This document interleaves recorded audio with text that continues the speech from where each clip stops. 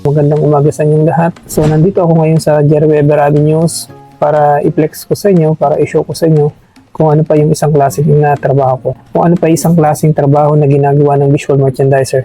Bukod sa pag-aayos ng merchandise, kasama na rin sa trabaho namin itong mga marketing material.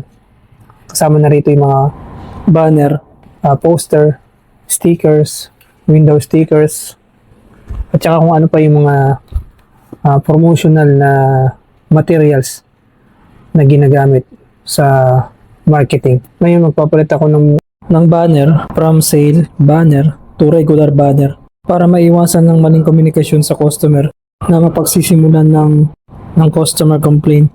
Kaya ngayon pa lang papalitan ko na para hindi na nila makita na sale banner pa yung nakalagay, which is tapos na yung sale. Kaya today samahan nyo ako para maipakita sa inyo kung paano siya kinakabit. Kailangan lang naman maging maingat kasi medyo mataas yung aakitin natin. So, let's go!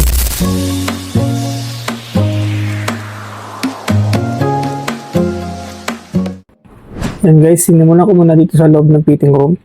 So, sa paglalagay nitong banner, kailangan i-steam mo muna siya para hindi gusot-gusot kasi yung fabric niya. So, stretchable naman siya kaya hindi siya ganun kahirap ikabit.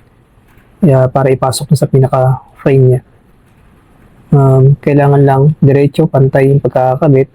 At hindi rin naman masyadong batak na batak kasi magiging gusot-gusot naman siya. So, yan na yung final. So, lipat naman tayo guys dito sa in-store. Dito sa may dito sa floor.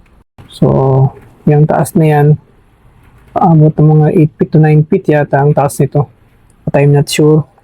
Pero mataas siya talaga. Kaya kailangan ng wastong pag-iingat at saka wastong paglalagay. Hindi kailangan madaliin kasi mahirap baka malaglag tayo. So, kailangan kong tumungtong para maabot ko yung pinaka-frame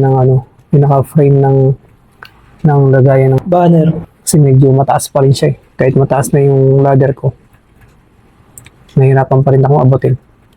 So inshallah makaiwas tayo sa disgrasya, inshallah hindi tayo malaglag, ingat lang talaga.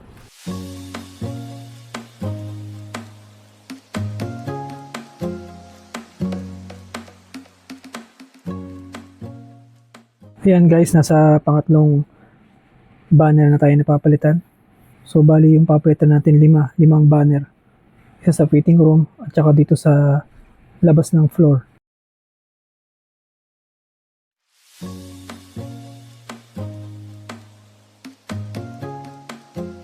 Alhamdulillah mga guys, patapos na. Pang last banner na tong ikakabit ko. So medyo naging mabagal lang ako kasi kailangan talagang mag-ingat. Usually talaga ginagawa tong pag-install ng mga sticker at saka mga banner kapag hindi pa siya during operation or sarado pa yung mall. But this time wala naman kaming permit, so diniskartehan na lang. Kailangan na lang madaliin para hindi masita ng security. So medyo critical din pag nahuli ng security, hanapan ng permit, papa-stop tong ginagawa ko. So yan guys, tapos na, alhamdulillah. So guys, kita-kita lang tayo sa susunod ko na video. Diyan sa Kalahaw, Kairan sa inyong lahat.